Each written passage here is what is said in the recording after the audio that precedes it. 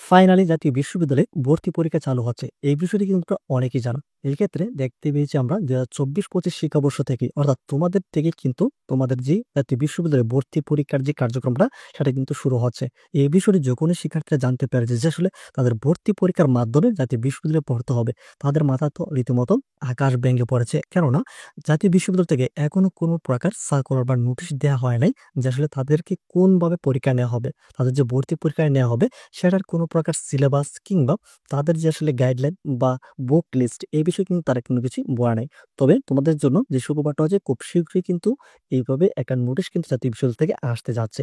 এই ক্ষেত্রে আমরা কিন্তু এই বিষয়ে অনেক কমেন্ট পেয়েছি বা অনেক রিকোয়েস্ট পেয়েছি যার মূলত আজকের এই ভিডিওটি করা। তো আমরা আজকের এই ভিডিওতে তোমাদেরকে কোন বই পড়তে হবে, কিভাবে আসলে তোমাদের প্রিপারেশন নেওয়া উচিত। তো এই বিষয়ে আমরা অনেক কমেন্ট পেয়েছি। এমনকি তোমাদের রিকোয়েস্টের ভিত্তিতে মূলত আজকের এই ভিডিওটি করা। তো আজকের এই ভিডিওর মাধ্যমে আমরা তোমাদেরকে জানিয়ে দেবো তোমাদের আসলে কিভাবে প্রিপারেশনটা নেওয়া উচিত।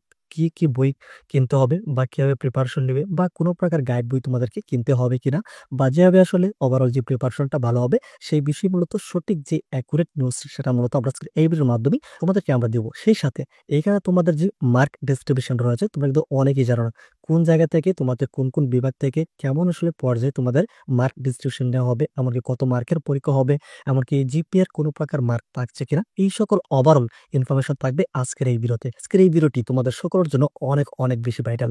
তাই সম্পূর্ণ ভিডিওটি একটু মনোযোগ সহকারে দেখলে আশা করছি তোমাদের ভর্তি পরীক্ষার আসল বিষয় নিয়ে মার্ক ডিস্ট্রিবিউশন বলো বা তোমাদের প্রিপারেশনের ব্যাপার-স্যাপার নিয়ে বলো, এই সকল বিষয়গুলি আজকের এই ভিডিও থেকে কভার হয়ে যাবে।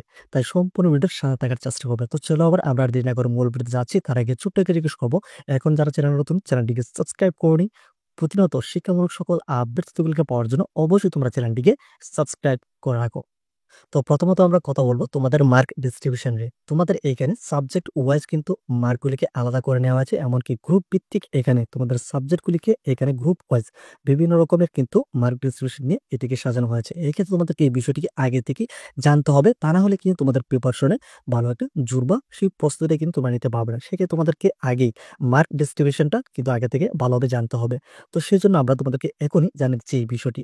তো এখানে একটি বিষয় বলি, তোমাদের যেই ভর্তি পরীক্ষাটা অর্থাৎ ২০১৫ সালের আগের যে বর্ষগুলো আছে সেখানে কিন্তু ভর্তি পরীক্ষার মাধ্যমে জাতীয় বিশ্ববিদ্যালয়ে তাদের শিক্ষার্থীদের ভর্তি করানো হতো। তোমরা যদি সেই প্রশ্ন প্যাটার্নগুলো তোমরা যদি একটু দেখতে পারো বা প্রিভিউ করতে পারো তাহলে কিন্তু তোমাদের প্রশ্নটা কিরকম হতে যাচ্ছে এই বিষয়ে কিন্তু তোমরা আগাম একটি প্রস্তুতি কিন্তু তোমরা ভালোভাবে নিতে পারবে। তারপরও তোমাদের মার্ক ডিস্ট্রিবিউশনটা তোমাদের সকলের অবশ্যই জানা উচিত।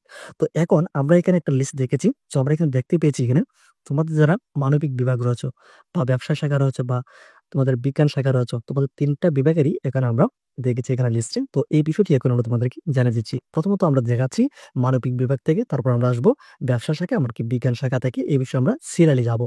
তাহলে কিন্তু তোমাদের একটু বুঝতে সহজ হবে। তো তোমরা যারা মানবিক বিভাগ থেকে রয়েছো এক্ষেত্রে আমরা এখানে দেখতে পেয়েছি তোমাদের বাংলাতে এখানে মার্ক যেটা নেওয়া হয়েছে এখানে ২৫ মার্কের তোমাদের পরীক্ষাটা হবে। ওভারঅল তোমাদের এখানে মার্ক থাকতেছে হচ্ছে ১০০ মার্ক। অর্থাৎ তোমাদের যেহেতু এবছর লিখিত পরীক্ষাটা হচ্ছে না, তোমাদের এখানে শুধু এমসিকিউ অর্থাৎ নৈর্ব্যক্তিক বা এখানে এমসিকিউর মাধ্যমে তোমাদেরকে মূল্যায়নটা করা হচ্ছে, এমনকি বেশ কিছু নাম্বার তোমাদেরকে জিপিএর মাধ্যমে নেওয়া হবে। সেই বিষয়টা আমরা একটু পরে আসতেছি। তো এখানে তোমাদের মানবিক বিভাগ থেকে বাংলাতে ২৫ থাকবে, ইংরেজিতে তোমাদেরকে ২৫ থাকবে, এমনকি সাধারণ জ্ঞানে এখানে থাকবে ১০ মার্ক। এই হচ্ছে এখানে তোমাদের টোটাল থাকতেছে এখানে এই যে মেজর যে সাবজেক্টগুলো এখানে আমরা দেখতে পাচ্ছি এখানে তোমাদের ৬০ মার্ক থাকতেছে। বাকি ৪০ মার্ক তোমাদের গ্রুপ অনুযায়ী অর্থাৎ গ্রুপ যে সাবজেক্টগুলো আছে অনেকেরই আমরা দেখতে পেয়েছি এখানে তোমাদের অনেকেরই রয়েছে পৌরনীতি, সমাজবিজ্ঞান, যুক্তিবিদ্যা কিংবা ভূগোল রয়েছে। এই সকল বিষয়গুলো থেকে অর্থাৎ গ্রুপ অনুযায়ী তোমাদের এখান থেকে ৪০ মার্ক থাকবে। এটা হচ্ছে মানবিক বিভাগের জন্য। এছাড়া তোমরা যারা ব্যবসায় শাখায় শিক্ষার্থী রয়েছে এইখানে তোমাদের ব্যবসা শাখা থেকে তোমাদের বাংলাতে থাকতেছে ২৫, এমনকি ইংরেজিতে থাকতেছে ২৫, এ হচ্ছে ৫০, এমনকি সাধারণ জ্ঞানে এখানে তোমাদের প্রত্যেকটা গ্রুপে সাধারণ জ্ঞানে ১০ মার্ক করে কিন্তু থাকতেছে। তো এখানে সাধারণ জ্ঞানে যদি ১০ থাকে, এমনকি বাংলা ইংরেজি ২৫ করে ৫০, এ হচ্ছে ৬০ মার্ক। এছাড়া তোমরা যারা ব্যবসা শাখা থেকে রয়েছে তোমাদের যে গ্রুপ রয়েছে বা শাখা রয়েছে সেখান থেকে তোমাদের যে সাবজেক্ট সেইগুলো এখানে আমরা দেখতে পাচ্ছি হিসাব বিজ্ঞান বা এখানে ব্যবসায় নীতি বা ফাইন্যান্স যে সাবজেক্টগুলো রয়েছে অর্থাৎ গ্রুপ সাবজেক্ট সেখান থেকে তোমাদের ৪০ মার্ক থাকতেছে। এছাড়া আসো এখন বিজ্ঞান বিভাগের জন্য। তো বিজ্ঞান বিভাগের জন্য একটু আলাদা রয়েছে। এখানে আমরা বাংলাতে দেখতে পেয়েছি এখানে 20 মার্ক, কিন্তু এখানে মানবিক বিভাগ এমনকি ব্যবসায় শাখা থেকে ছিল যেটা, এখানে 25 মার্ক ছিল। কিন্তু বিজ্ঞানের যে গ্রুপ সাবজেক্ট সেটাকে একটু বেশি প্রাধান্য দেওয়া হয়েছে, এখানে আমরা দেখতে পেয়েছি।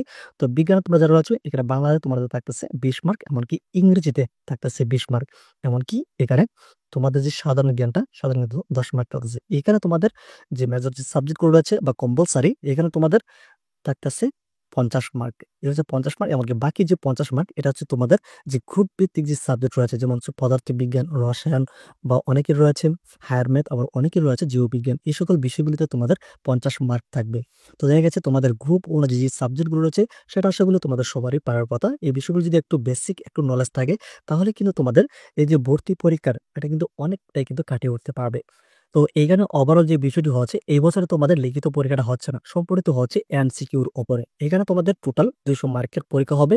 এখানে তোমাদের 100 মার্ক হচ্ছে তোমাদের যে গ্রুপ ভিত্তিক রয়েছে, সেখানে তোমাদের এমসিকিউর মাধ্যমে মূল্যায়ন করা হবে, বা ভর্তি পরীক্ষা নেওয়া হবে 100 মার্কে। বাকি যে 100 মার্ক রয়েছে তোমাদের জিপিএর মাধ্যমে নেওয়া হবে, অর্থাৎ এসএসসি এমনকি এসএসসি দিকে।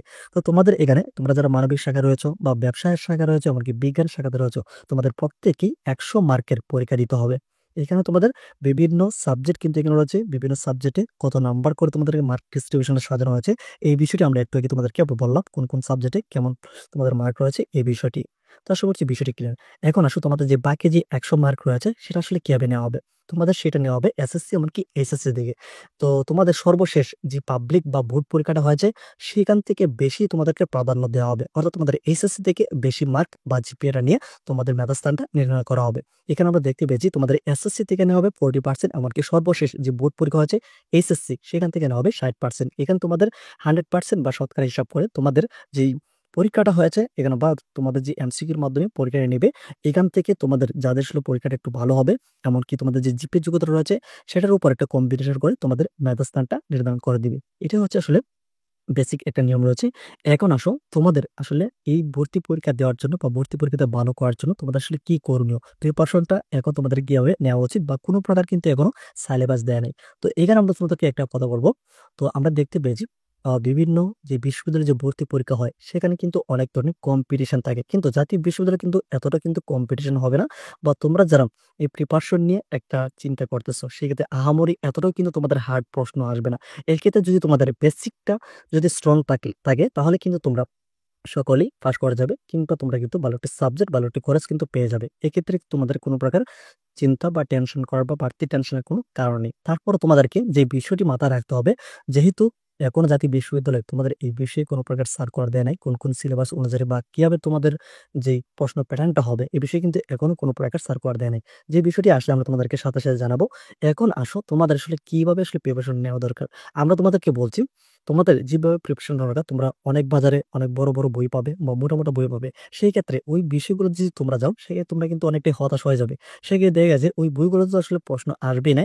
তোমাদের আমরা কিন্তু বিগত অনেক বছর ধরেই আমরা এই বিষয়গুলো নিয়ে এনালাইসিস করছি, আসলে জাতীয় বিশ্ববিদ্যালয়ে এত আহামরি তোমাদের যে প্রশ্নগুলো সেটা কিন্তু হার্ড আসে না। সেই ক্ষেত্রে কোন জায়গা থেকে প্রশ্ন আসে এই বিষয়টা হচ্ছে সবচেয়ে অ্যাকুরেট যেই তথ্যটা সেটা কিন্তু আমরা তোমাদেরকে দিতে যাচ্ছি। এছাড়া কিন্তু এই বিষয়ে কেউ কিন্তু তোমাদেরকে এই বিষয়গুলো বলবে না। সেটা হচ্ছে তোমাদের এখানে আবার তোমাদেরকে একটা লিস্ট করেছি।